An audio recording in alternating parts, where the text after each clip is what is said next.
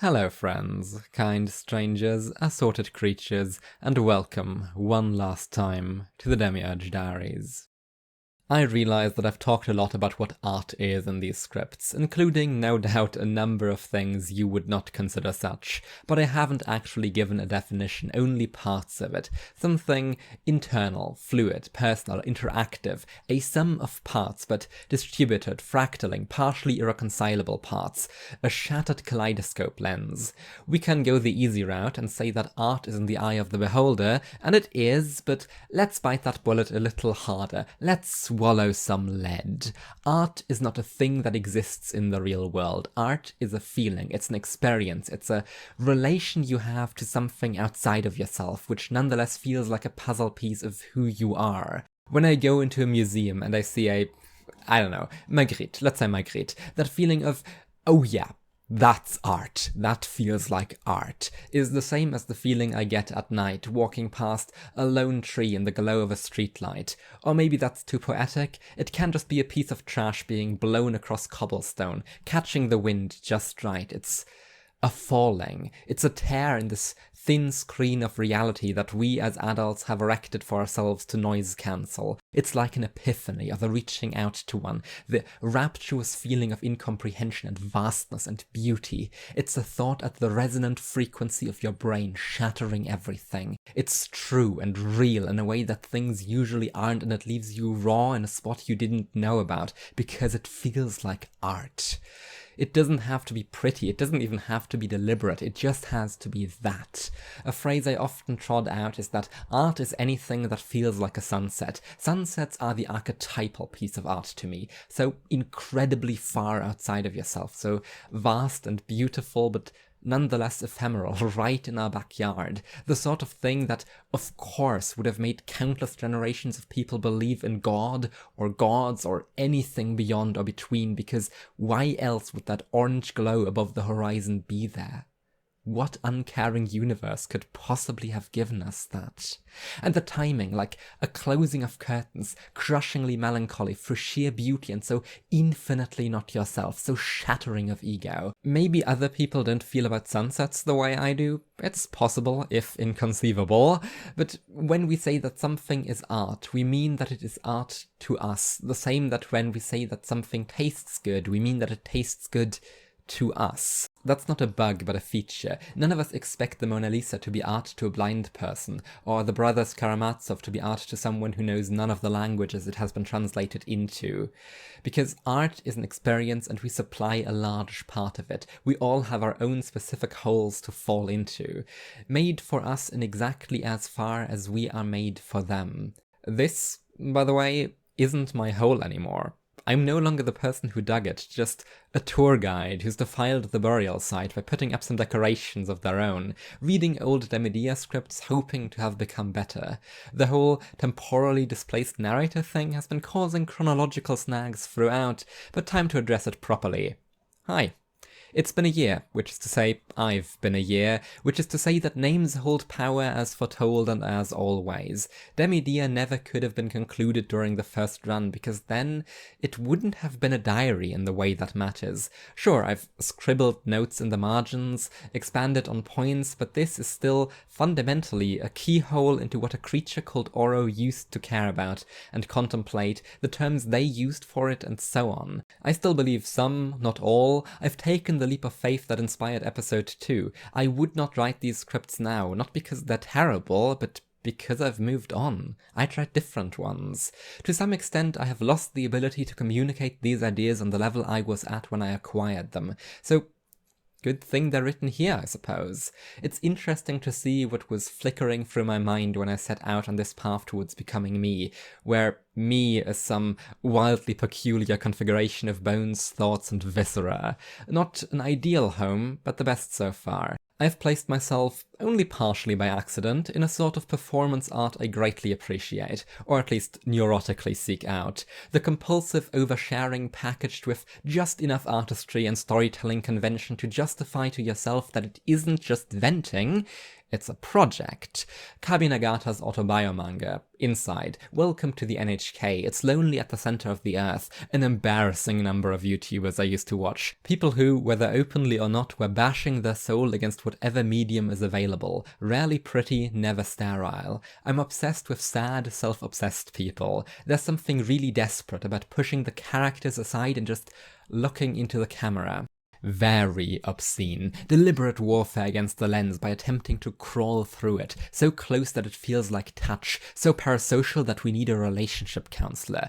Sure, there's still tons of invisible and not so invisible artifice, but the pact has been made. You've reached for the most unambiguous means of butchering yourself open available and announced that, hey, I'm not doing a bit. I've never been doing a bit, actually. No one makes art for the bit. But maybe stating it plainly will make you believe me. It's Teeth Eater Tales in the truest form. I always expect to see a trickle of blood in the corner of those desperate smiles. There's something deeply liberating about that sort of vicious self-critique, because usually, when you speak your hang-ups aloud, they sound very self-evidently stupid, and you'd be embarrassed to fall for them again. I recently had to sit in the sleek, glass-walled office of a notary and go over documents, the prospect of which filled my mind with wasps and terror for the entire preceding day. My sympathetic nervous system was fully convinced that I was just literally gonna die, even though I had everything figured out. I had already resigned myself to not getting any sleep when a friend sat me down and asked me to actually nail down where that panic was coming from. I meditated, localized it, probed at it, and eventually the answer I got from myself was that this isn't a scenario we're supposed to be in. We have never done this. We don't belong in fancy offices with people wearing suits. Something must have broken to get us here, so how could everything not go catastrophically wrong tomorrow? And the moment I got that, all of the tension dropped. Gone. Completely. No wasps, just whiplash, because this is dumb. And the moment I allowed myself to look at it concretely, I could tell that it was dumb. No shit, we're not the sort of person who does this. You're never the sort of person who does a thing until you've done it the first time. Becoming the sort of person who does things has never killed me so far, quite the opposite. It's only ever killed bygone, obsoleted instances of myself who have outlived their usefulness. I'd chastise anyone else who gave me that sort of horseshit line. And so, the splinter who raised it diligently died from embarrassment on the spot. I think that's a primary function of those pieces, Lonely at the Center of the Earth and such, not to be hashtag relatable, but to give those sorts of aspects shape, such that you may slay them, expose them to sunlight, such that it might infect your soul. Once the bugs are dead, maybe you can be who you want to be, because you certainly can't be the last guy anymore. Once you yourself have outlined a pattern as maladaptive, you can self-assuredly be disgusted if you find yourself engaging in it again. You now know that you know better. You have no excuse. It's easy to imagine that everything will forever be fine once you have sloughed off all that crap and ground for your dent in. You're bloodied, exposed, but pure, in a way. So it's understandable why these pieces always end with unwarranted optimism. What could possibly follow from this pit of dirt now behind you other than the beautiful dream thus far kept at arm's length by imperfection? If you can trap that hideous creature in a prison of words to render it obscene, then you can no longer walk in its shoes, now can you? But kicking a past self in the face does not mean that everything will be fine suddenly. You're a new person, sure, but you're still you. Speaking it aloud creates embarrassment if you find yourself in that specific place again, but it will not be utopia from here. You'll find a new, better, maybe wiser misery. Have fun. It's always the first time until it's not. There will forever be more flaws to get over because good isn't a place you reach. Victory is a thing losers settle for. And still, I have the same problem. I'll have to exist beyond the pages of this script. I don't know what comes after tomorrow, what comes after next week, next month, next year. I don't know what comes after me. And the answers, another day, another week, another month, another year, another me, don't satisfy because they don't mean anything. Will there be more sunsets? I hope so. I cannot imagine staying here, I'd be much too mortified. But I can't imagine the place beyond the doorframe either. That's the point. It wouldn't be beyond the doorframe if I understood. Wouldn't be a question, a mystery, a puzzle. I get it. It's tempting to paint the unknown brilliant orange because how else could not here look? I know it won't be, but I'll keep running. The slope has gone up so far, and it looks like there's a good bit of forward left. We are the last remaining metaphor. Maybe this is in itself a dysfunction. Other people don't seem to see themselves upon an always growing pile of corpses at all times, a palimpsest of characters and lessons learned, vaguely person-shaped abstractions in the minds of others. Maybe that's why I need to outsource everything into art and alarm clocks and post-it notes and military-grade filters, because I don't feel like I'm creating environments for myself, but for whoever wakes up in this brain tomorrow with a shovel in hand. Maybe that's why I'm so vulnerable to sunsets.